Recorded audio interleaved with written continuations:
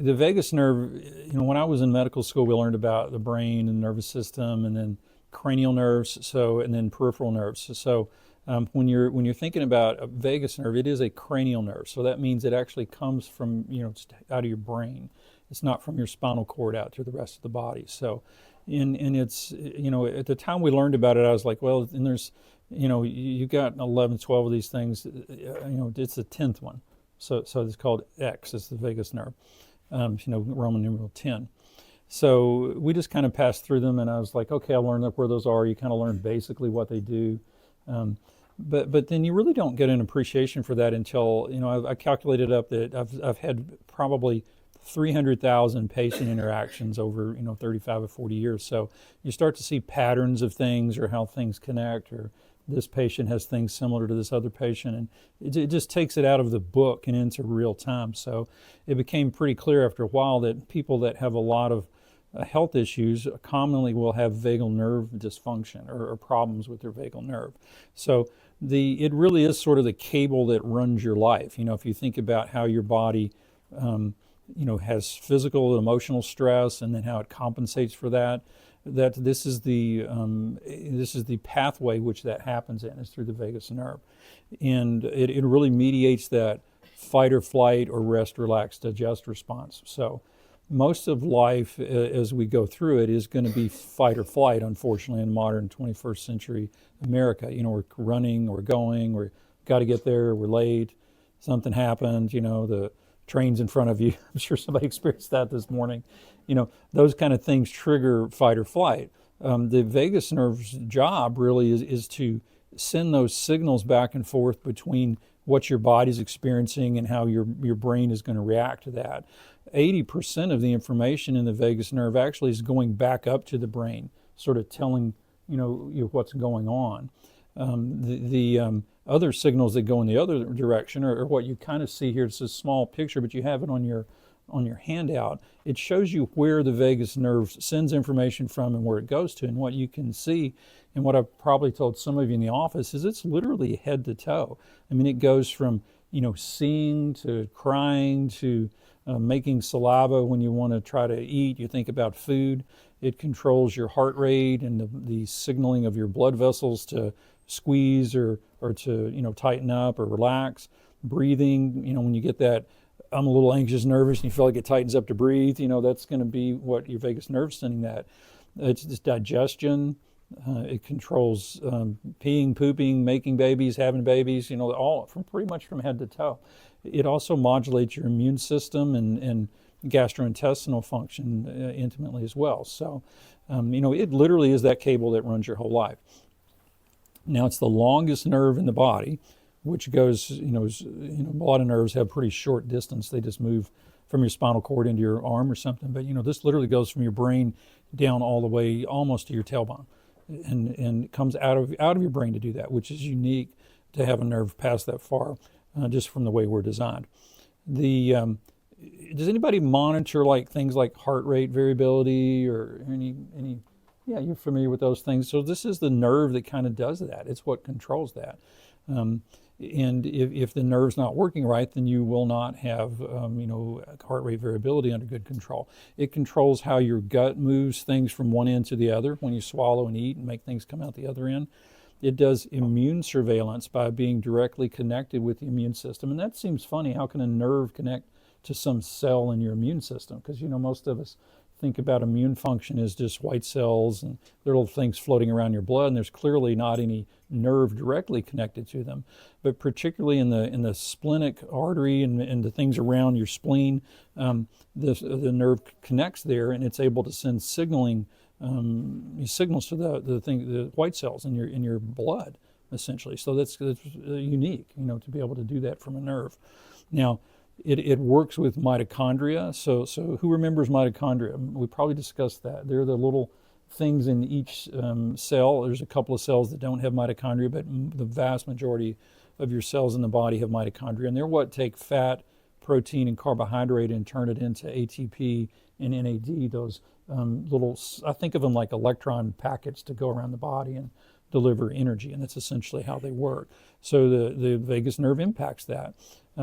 It regulates cellular autophagy, which is that concept of a cell deciding to throw out the trash. So autophagy is that space of the cell cycle where it's not reproducing, it's not dying, it's not making what it's supposed to make. If it's a hormone-making cell making hormones, but it's gone into that phase of its life where it's going to throw out the trash and recycle things and then regenerate. So if you have a poor vagal nerve tone, then you will not be able to do autophagy well.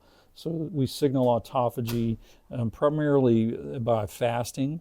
It may take 4 to 5 days to get into full-on autophagy with fasting.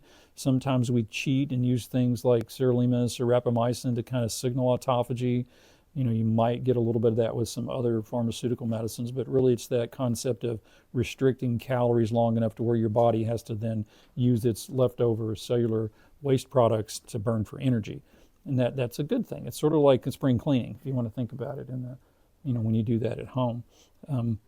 Now, we like to think of vagal nerve as vagal tone. So it's really not your vagus nerve is on or your vagus nerve is off. It's a balance, again, between that fight or flight and rest, relax, digest. And in a perfect world, you need at least 15 to 20% of your life as rest, relax, digest. And the rest, like I said earlier, we don't have to practice fight or flight because it just sort of happens naturally. But in you know, before we had modern times and we had to work all the time, the body was not in fight or flight all the time. So it's really we're taking a machine that's sort of designed to like occasionally run from the lion or have to fight for our life, and then most of the time walk around slowly, find berries and nuts and herbs and maybe kill something and eat it, to now we're stuck in fight or flight all of the time. Now, the things that can create that for patients are a lot, actually. You know, there's like, you know, anything from childhood trauma, emotional stress, you know, adult trauma. Anybody who's lived has probably had some emotional trauma, but, you know, think of a full-on refugee camp victim or something. They've been, you know, had abuse and not been fed. You know, that's clearly going to have vagal nerve trauma, but, you know, it doesn't have to be that extreme to create that for people. And sometimes it's not one big trauma. It's like multiple little traumas that happen through life that sort of get you stuck in fight or flight. So most nerves you can train to perform certain ways, just like you could sit down at a piano and first start to play and you got to look at the music. You have to like look at your fingers, and it's real kind of chaotic and irregular. And then after a while, you're able to move smoothly doing that. And if you play longer, maybe you can not look at the music and look at something else, or maybe sing and do it. You can learn how to do 2 or 3 things at once. But you can train a vagal nerve to be stuck in fight or flight. And that's where that repeated life trauma can cause that for patients. Now, to retrain the nerve is unique, and you can. So you want it to, again, we're back to tone, where you can take a nerve, train it to do one thing, but we have neuroplasticity in the body, meaning that concept of we can retrain that nerve, and that's what we try to work at over time while we're trying to help people recover and heal. Now, the neurotransmitter that the cranial nerve, or excuse me, vagus nerve uses is acetylcholine. So has anybody heard that one? Acetylcholine? No, it's okay. It's also very useful for memory and you know, storing memories. After that, you can forget about it because we won't ask you about it again. But I thought I'd throw one big word out there to keep you. Here we go. Let me get my page to switch here. There we go.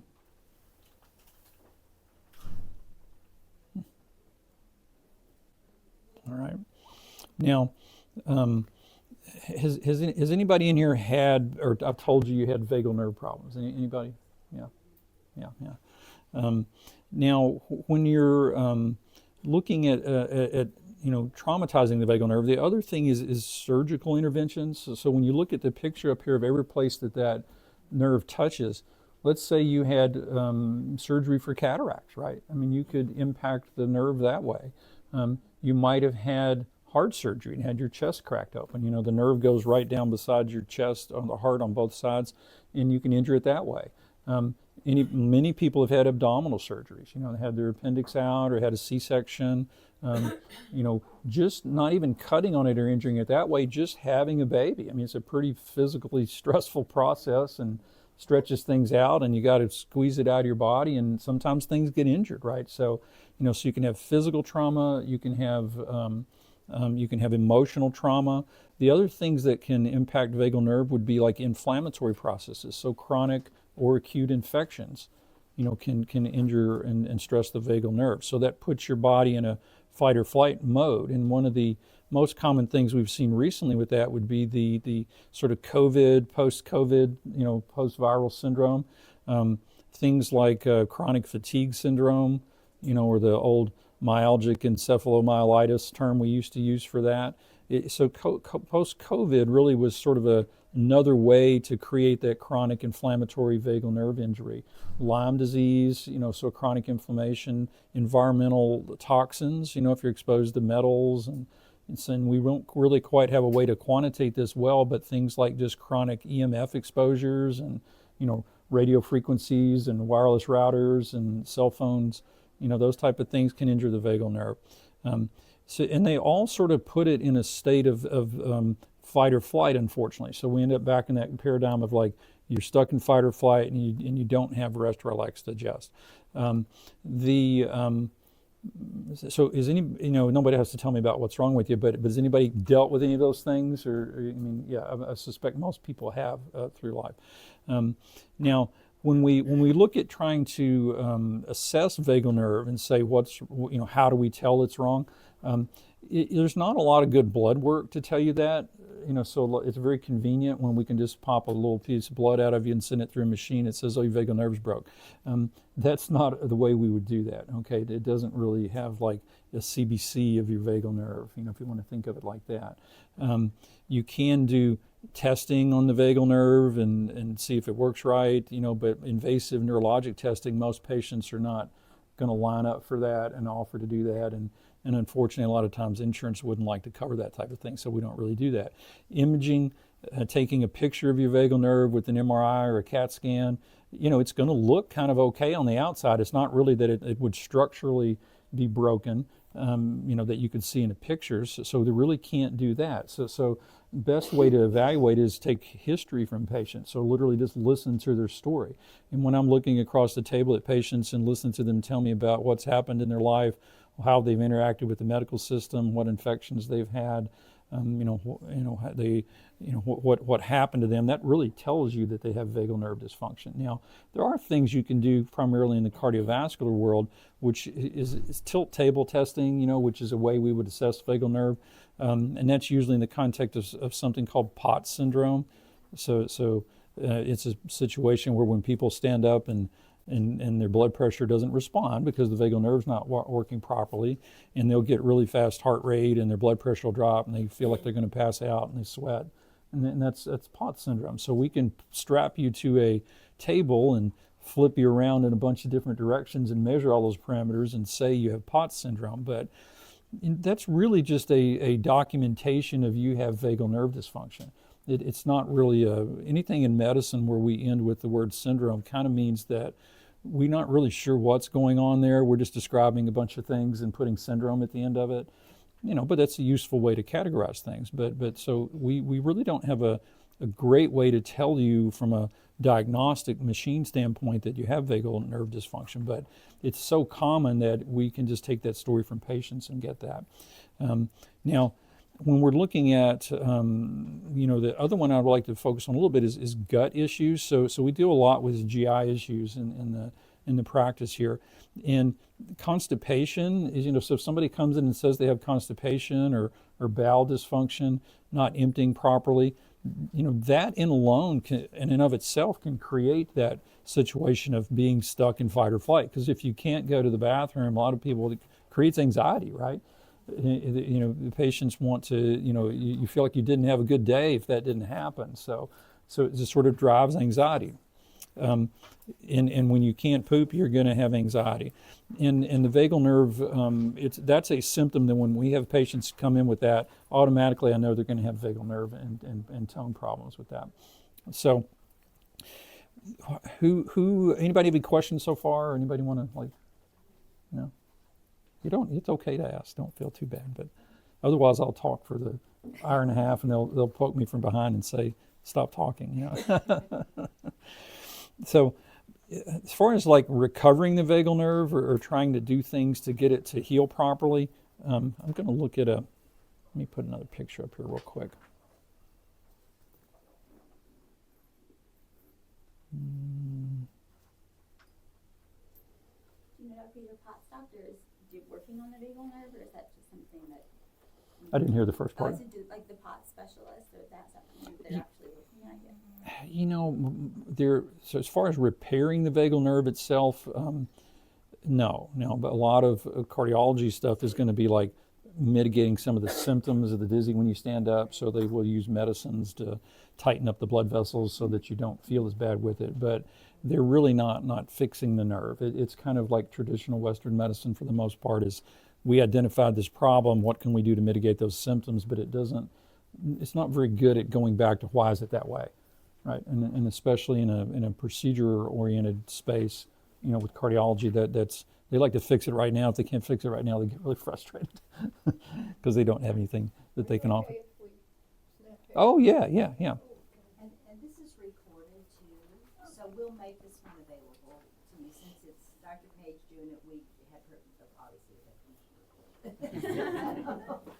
some of our other speakers, their presentations are, more proprietary, so they don't want us to record, but this one will be available to you all.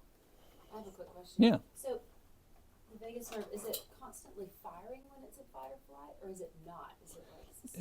It's probably more of a in most cases, it's going to be more of a scenario of it's not sending out those signals to say calm down as much.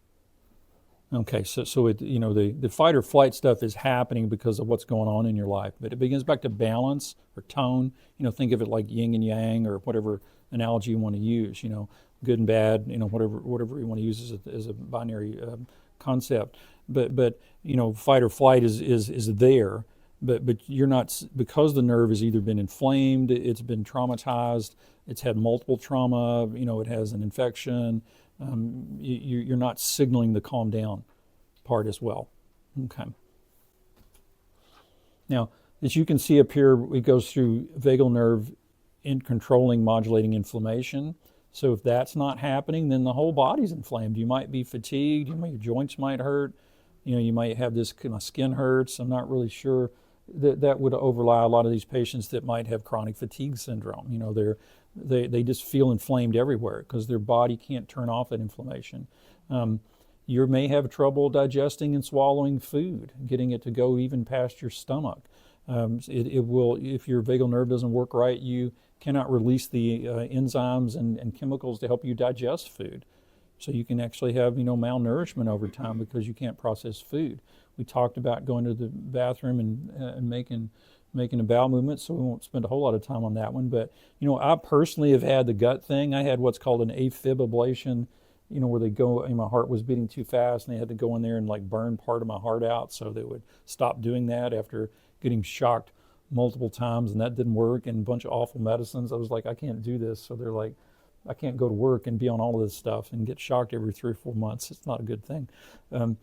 I told her it was like electroshock therapy for my brain, but she didn't really think that was funny. But yeah. But anyway, to fix that, they went in and burned part of my heart that was signaling that fast beat. But unfortunately, the vagal nerve goes right by those areas because, again, what it really translates to is I was working super hard all of the time for years and years on end, so I was in fight or flight all of the time. I was young and healthy and thought, that's what you're supposed to do. I can do this. But everybody has a limit as to how far you can push, go. So it finally caught up with me, and I was literally, the nerve had learned to stay in that space, and I had taught it to like cause my heart to beat at 150 times a minute just to get through the day, which you can't. The machine heart muscle won't do that, right? Eventually it's going to fail if it beats that fast. So, but anyway, when they went in and burned it, they burned parts of my vagal nerve, because they lays right next to that. And then, in the day or so after that, I woke up and I was like, I can't swallow. I would eat food and it would just sit right here. And then after I had a couple of meals and I was swelling up, my heart was still swelling. She looks at me and says, "You look like a tick," 'cause and I did. And then I literally threw up everything I'd eaten for like the last 3 days because nothing was going through there. And it probably took, for me personally, recovery-wise, maybe 6 to 18 months for that nerve to really work right again after that. And that's kind of when you're looking at healing this nerve and start down the pathways to recovery. Nerves take a long time to recover if they haven't been just killed, right? And so that was a mechanical injury to the nerve. You can kill it and it won't ever recover. But most of these chronic emotional traumas, inflammatory traumas, toxin exposures, chronic infections, those type of things, we can control the primary triggers, and the nerve can heal over time with this. Okay, so it's not like you're stuck in this space, but you got to have a reasonable expectation of a timeline for recovery. I wish it was like, here's your 7 days of amoxicillin and your strep throat's gone, but that's not the way vagal nerve works. It controls sugar metabolism, glucose production, communicates, information back and forth between your gut and your brain. Mental health is related to this. So a lot of these patients will experience anxiety, and then of course, if you have anxiety all of the time, you kind of can get depressed over it, and it can affect focus and concentration and ability to perform cognitively if you have vagal nerve dysfunction. And if you take a patient at the other end of life, maybe that's got some cognitive decline or dementia, and then maybe they a lot of times have bowel issues, right? And they can't empty, and they get constipation, so they will then have their cognitive dysfunction will get worse, okay, because of vagal nerve toning. Let me get out of that one. We'll pull up another one. Where does cortisol fit? So I don't have that picture up there right now. We can stick it up really quick. But if you so there's where the vagal nerve goes, and there's the kidney, and that little kind of yellow thing on top of the kidney is the adrenal gland. So that is what makes cortisol naturally. When you signal fight or flight, in the body, you're going to dump a lot of cortisol along with some other neurotransmitters. So it's directly connected to the adrenal axis and the way your body responds to stress. So it's a good question. So it's it's a piece of the puzzle here, right? Yeah.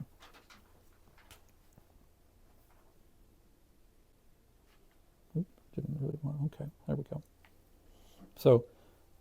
Stop that. So you can't really see the top part. I bet I'll read it for you. 75% of all the nerve fibers that stimulate relaxation travel along the vagus nerve. So basically, if you can't, if your vagal nerve doesn't work right, you're not going to be able to relax.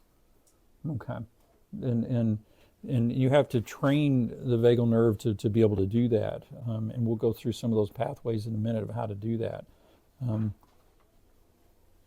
Put up I like to put this one up, and I use this in some of my doctor presentations, but primarily just more, don't even worry about the words. It's more of that shock and awe thing. It's just like a lot of big words and a lot of things it's connected to, and this is only a piece of it. Okay, so that's why it's my favorite nerve. It's like playing the guitar. I'm never going to learn all of this. Okay, you're never going to remember that. But you just need to.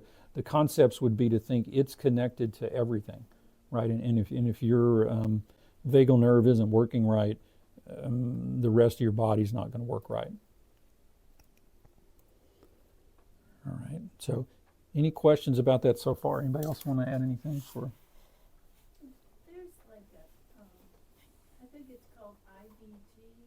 IVIG or okay. Would that help at all?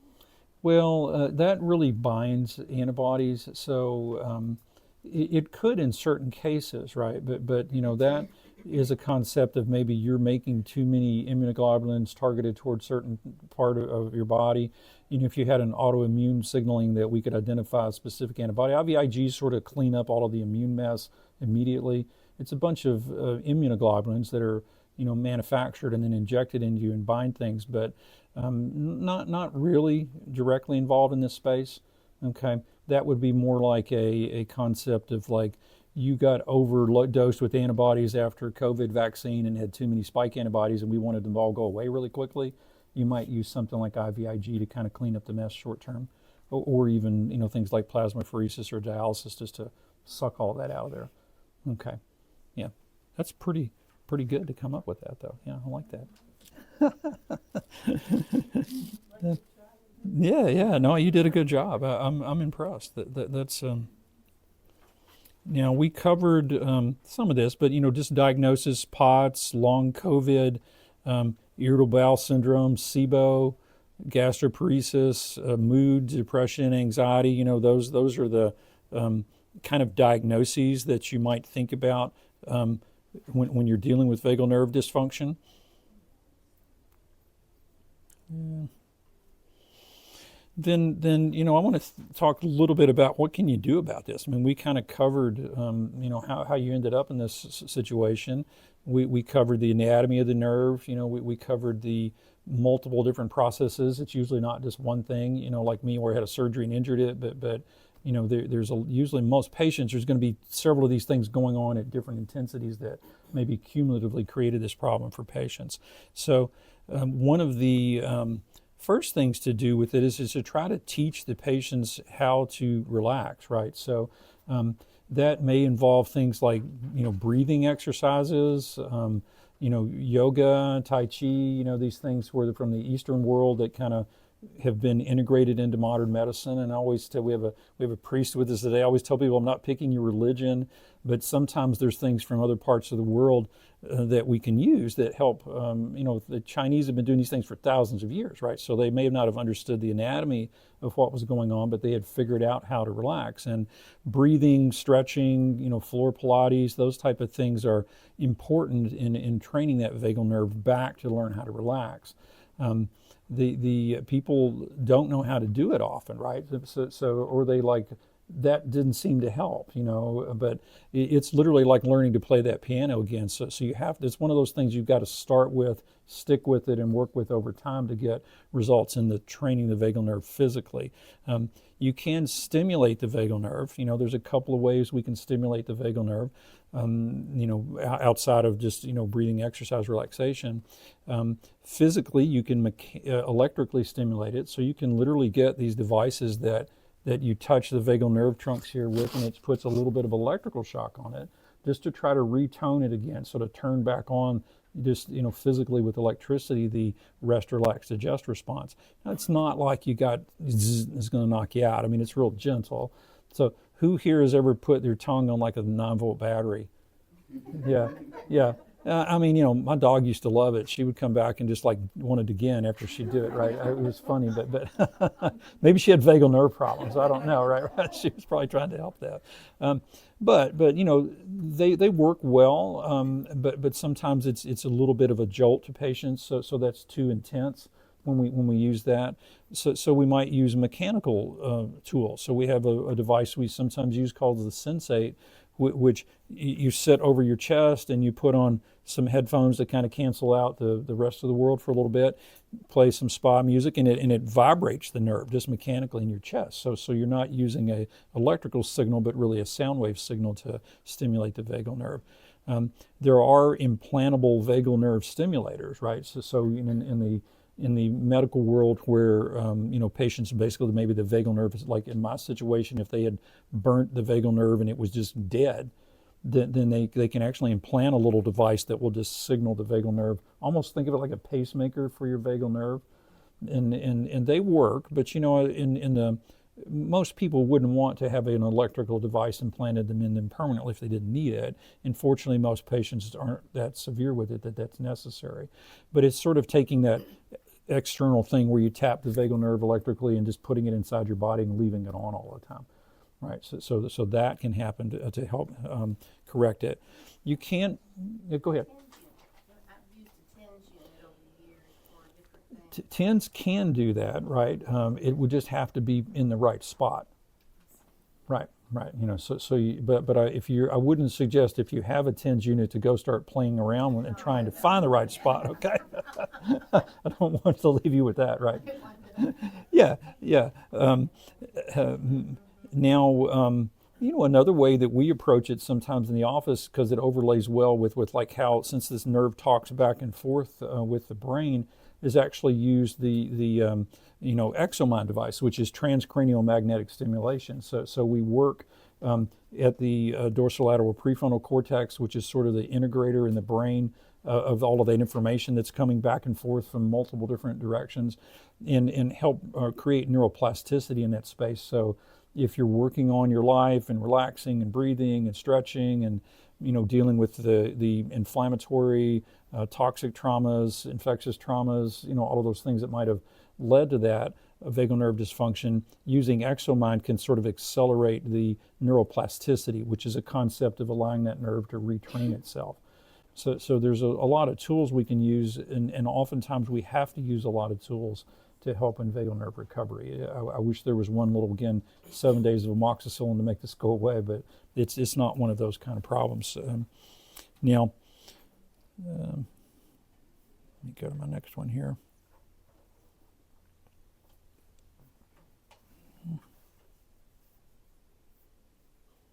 Again, I had device trauma before I came in today at the house. The power went off, so sorry. Take me a second to get there. So, from a medicine standpoint, one of the things we will use a lot of times is low-dose naltrexone. So is anybody familiar with that one? So naltrexone is a endorphin modulator. It basically is an endorphin blocker. So we use it in the traditional medical world for a narcotic overdose at really high doses. So, and unfortunately in modern America, that's actually pretty common, right, where the fentanyls and all those things. So in that space, it's usually naloxone, which is an injectable and a nasal spray kind of version of that. But naltrexone is sort of the oral pill version of that. So very low doses of naltrexone actually, and we call it low-dose naltrexone or LDN, they will block the endorphin receptor for just a few minutes, maybe 30 minutes. And the body sees that as like a crisis actually in the short term. So we shut down all of the endorphins just briefly. And then the body responds to that in saying, maybe I should start making endorphins again. So when you've been in this chronically emotionally, physically traumatized, inflammatory state, you lose the ability to manage your own pain and to do that like, well, I think I can get through this and recover and it's going to be okay. But when you're exhausted on endorphins, that's not there anymore. And we can signal the body to start making its own endorphins with low-dose naltrexone. So there are medical things that can help with that. And endorphins, in your vagus nerve likes endorphin response because it essentially is that sort of short-term little blast of like, this is going to be okay, and I think I can make it to the other side of this, and that's kind of how endorphins work. So the neat thing about low-dose naltrexone is that it's a very clean medicine at these really low doses. It is a prescription medicine because, many times patients want me to go, give me the best herb you got and a vitamin because they don't want to take prescription medicines. But sometimes I tell them, we need a little bit more of a tow truck than that to try to pull you out of this situation. So it's okay to repurpose prescription medicines that have a strong safety profile. So naltrexone, we can even give it to ladies when they're trying to conceive, if they're having fertility issues, because a lot of times that's stress related, and there's some hormonal and other things involved, obviously, but stress is a big part of conceiving. But if you can give a medicine to a pregnant lady or a nursing mom, the safety window is wide open for that, for pretty much everybody.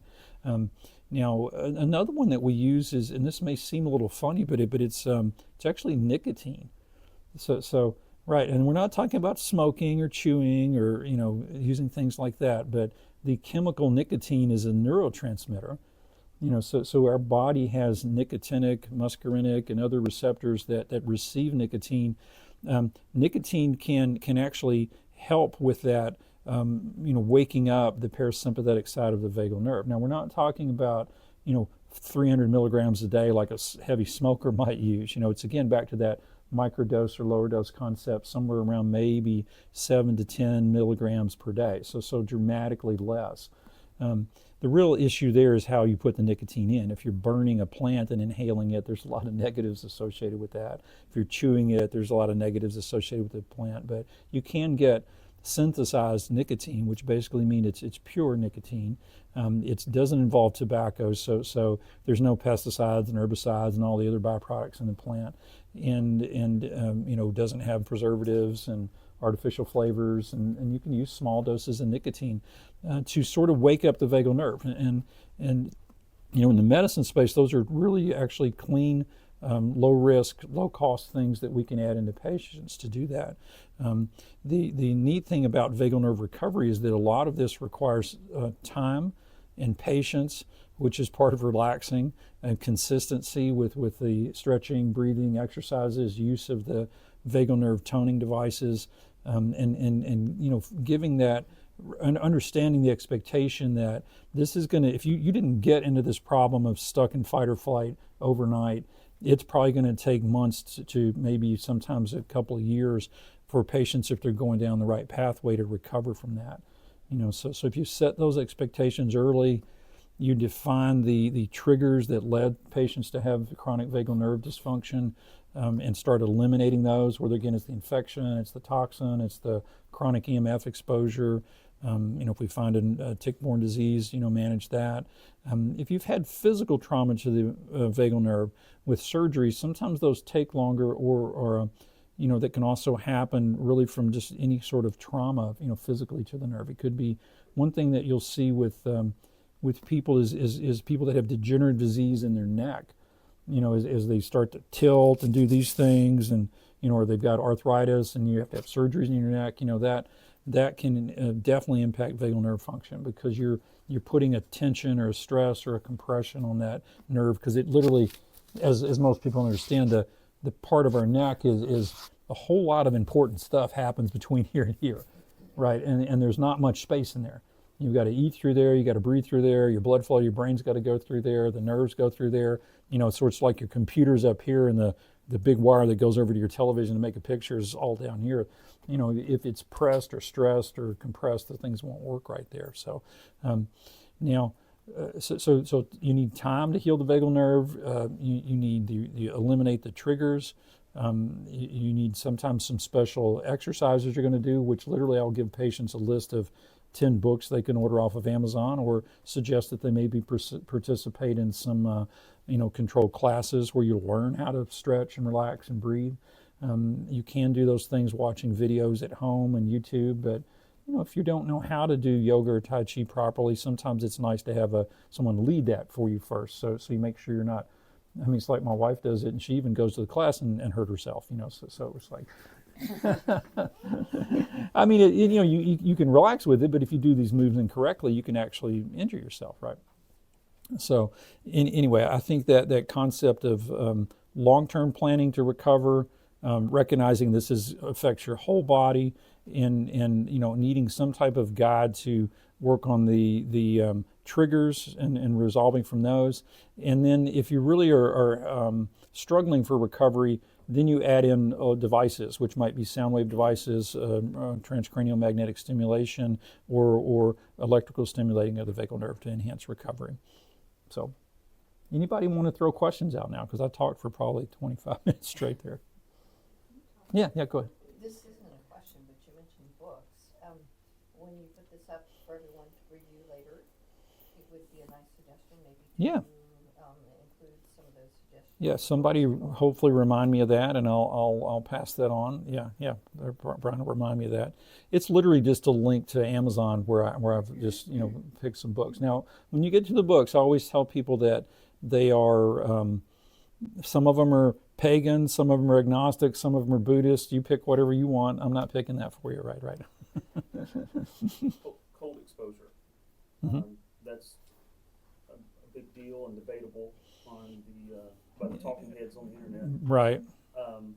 However, it does seem to have some benefit. Can you just expand on that? It's written here, but it is. Well, cold. It depends on how you're doing it.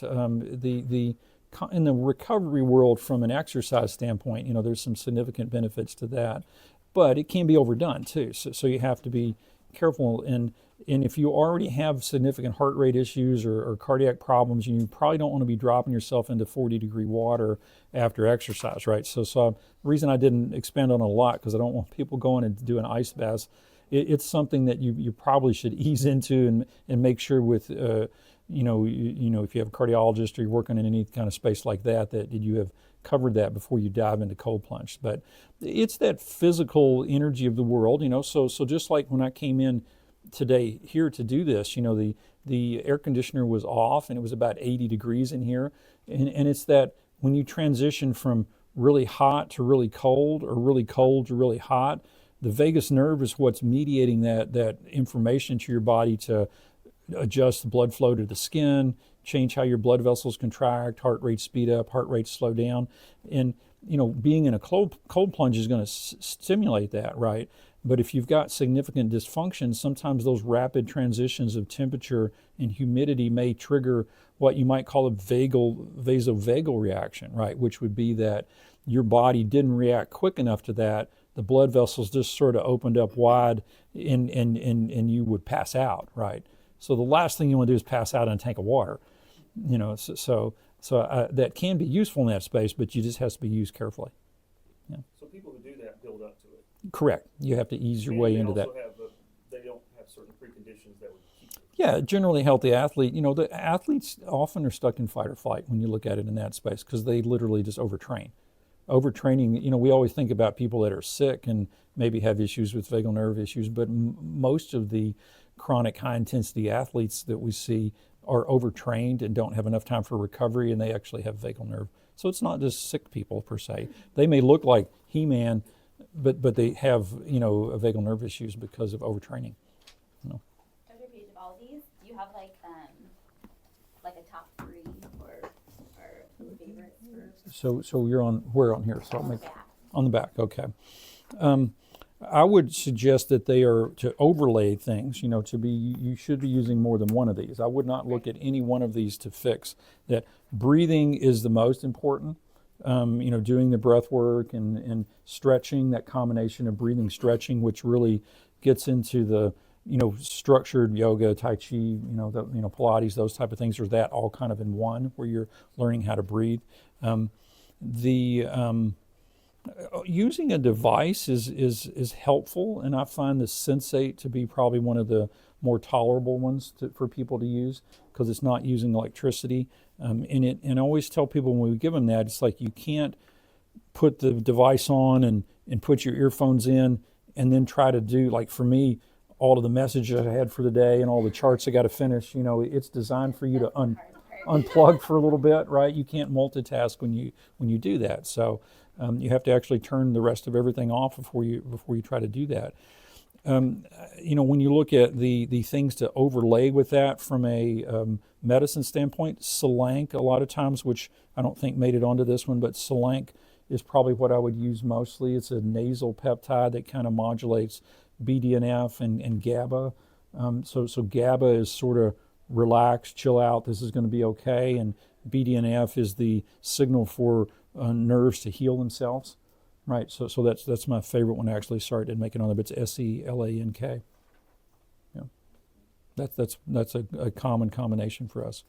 And if a patient has emotional, repeated emotional, physical, sexual abuse, that type of thing, they need to be in some type of counseling recovery model for that because that's a long-term recovery thing. Yeah. And when you're tracking your progress, what is the sign of success for like the heart rate variability? What do you want to see? You know. Heart rate variability is useful. I find it, I only recommend that for certain patients because it can also create anxiety because it does change, consistently. And if you're constantly worried about your heart rate variability, you're actually going to make it worse. So I might lay that in later after some things have improved because patients will go get, it's like weight, if you want to take it as another analogy. Like if we're trying to work with a patient to achieve some certain body composition, if they gain 2 pounds because they ate some salty ham and maybe didn't quite follow their diet for a day or two, it's a disaster, and that's a really setback for them. So heart rate variability will vary, okay? And if you get a day or two off on it, I lay that in later before I have them look at that because I try not to trigger anxiety with numbers. And that gets into the whole thing about biometrics and measuring, wearing devices. If you're waking up at 3 a.m. and looking at your sleep score, you're not sleeping. You're waking up at 1 a.m. playing jazz. Yeah, that's it. Yeah. Yeah, good question. Anybody else have things? Let's. So in like psychological circles, there's often the language used of like dorsal vagal, ventral vagal. Mm-hmm. Is that just a different language for everything that you talked about? Pretty much. It's just kind of a different way to think of that. Yeah. So when Go you ahead. suggest speech therapy, Mhm. the speech therapist call me, they're like, well, what's it for? And Well, you have to like, what do I tell them? right. Well, I would say I have vagal nerve concerns, and I need to work on vagal nerve recovery. Therapy, when you plug into the system and the hospitals and they're billing your insurance, it's all geared around what's wrong with you. And if they don't have that number, M76 point whatever, just making one up, then they don't know, they can't do anything. It's just kind of, you hit a brick wall. Yeah, they need from whoever sent you there, why you went there and what the expectation is, so then they can drive response and outcome. So that's not necessarily medicine. It's more how do you navigate the insurance world, to make sure you had things in the right language. Yeah, but that's fixable. Yeah, but if you just go in there, I don't know what's wrong with me, my vagal nerves broke. They're kind of at a brick wall. Well, you said. Yeah. So they need the right numbers. They just need the right numbers to be able to plug into their computer system to say, yeah. So let's let us know what that is, and we can, Follow up with yeah, the Dr. Page's assistant. yeah, and we can give them the right numbers so they're happy, and then they can do whatever they need to do at that point. Yeah, it's frustrating. I know. Yeah. And it's all. We didn't put the right code on there, apparently. For the sirolimus and the tautophagy, what doses are you trying to use, or do you track drops, or how do you do that? It kind of depends on the clinical situation. And sirolimus being a little bit of an immunosuppressant, you have to pick the right patient. It has the potential for immunosuppression, but All of my patients. yeah, all of them. Yeah, and for autophagy, it's somewhere between 2 to 6 milligrams, 2 to 3 times a week, maybe at the most. Okay. Yeah, so it's really low dosing. Will Yeah. you still get it at higher doses, or do you Probably not. Because you're gonna move into some. It's a binary way that works. So yeah. Fasting and calorie restriction is helpful, but you got to get to that 4 to 5 day window to get it, and sometimes that's hard for people to get it with just calorie restriction. it's around on kids? Yeah, it's hard in kids. Yeah. Cool. All right. Well, I appreciate you guys coming and asking a lot of really good questions. I hope that was helpful, or you got some type of knowledge out of it that you can take out of here and use going forward. Thank you. Dr.